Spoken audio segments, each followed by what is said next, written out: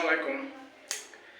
কালকে স্পেন আর ফ্রান্সের যে খেলাটা হয়েছে, কালকে ওই খেলাতে দেখতে পারলাম স্পেন এমনভাবে গেম প্ল্যানিং করেছিল, বা স্পেন এমনিতে ভালো দল, গেম প্ল্যানিং করেছিল যে ফ্রান্স মাঝফিল্ডে যতবারই আক্রমণ সাজাইছে, মিডফিল্ডে ততবারই বল হারিয়েছে।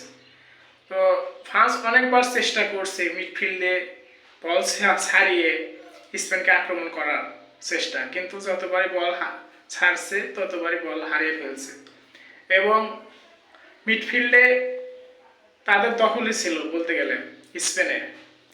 তো অনেক চেষ্টা করার পরেও ফ্রান্স মিডফিল্ডে তাদের নিয়ন্ত্রণ করতে পারে নাই, যার ফলে বারবার কর্নার বা দুই সাইডে বল ছেড়ে আক্রমণ করার চেষ্টা করছে ফ্রান্স, কিন্তু তার ফলেও কাজ হয়নি।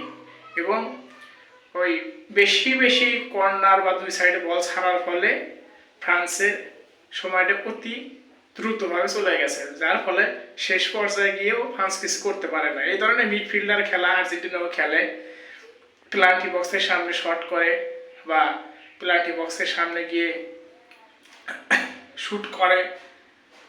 দেখা যাক এই ধরনের মিডফিল্ড খেলা আর্জেন্টিনাও খেলে, দেখা যাক কি হয় সামনের ম্যাচগুলো।